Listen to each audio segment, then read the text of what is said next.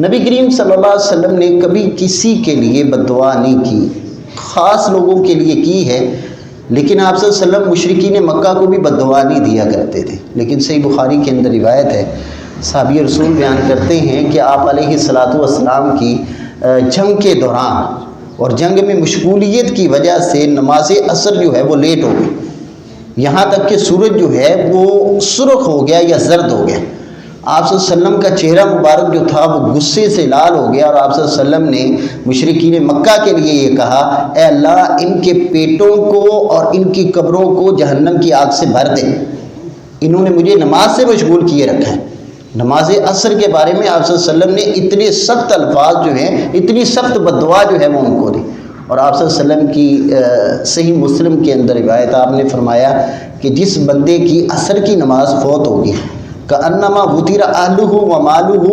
گویا کہ اس کا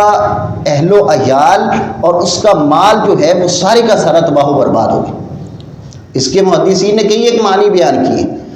کہ یہ فاتتہ العصر جو ہے، یعنی عصر کی نماز فوت ہونے کے بارے میں جو آپ نے فرمایا ہے کہ اس کا اہل و عیال اور اس کا مال جو ہے وہ تباہ و برباد ہو جائے، اس کا مطلب کیا ہے؟ اس کا ایک مطلب تو یہ ہے کہ جس قدر انسان کو اس کے مال کے سارے مال کے ضیاع ہونے پہ غم ہونا چاہیے،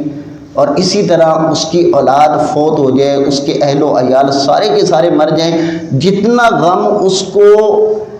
اس موقع پر ہونا چاہیے اتنا ہی غم اس بندے کو عصر کی نماز فوت ہونے پہ ہونا چاہیے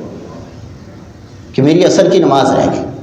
اور دوسرا معنی اس کا یہ بیان کیا گیا ہے کہ جس کی عصر کی نماز گئی اس کے گھر سے برکتیں اڑ گئیں۔ آج ہر بندہ جو ہے وہ یہی رونے رو رہا ہے نا کہ یار برکتیں نہیں ہیں، کام نہیں ہے، کام کاج نہیں ہے۔ والدین جو ہیں وہ اس بات سے پریشان ہے کہ اولاد نافرمان ہے، اولاد نافرمانی ہوگی۔ آپ صلی اللہ علیہ وسلم کی اتنی سخت وعید ہے اس کے بارے میں، تو باقی نمازوں کی بھی حفاظت کریں، خاص طور پہ عصر اور فجر کی نماز جو ہے اس کی حفاظت کرنی چاہیے۔ اللہ رب العالمین سے دعا ہے اللہ ہمیں عمل کی توفیق عطا فرمائے۔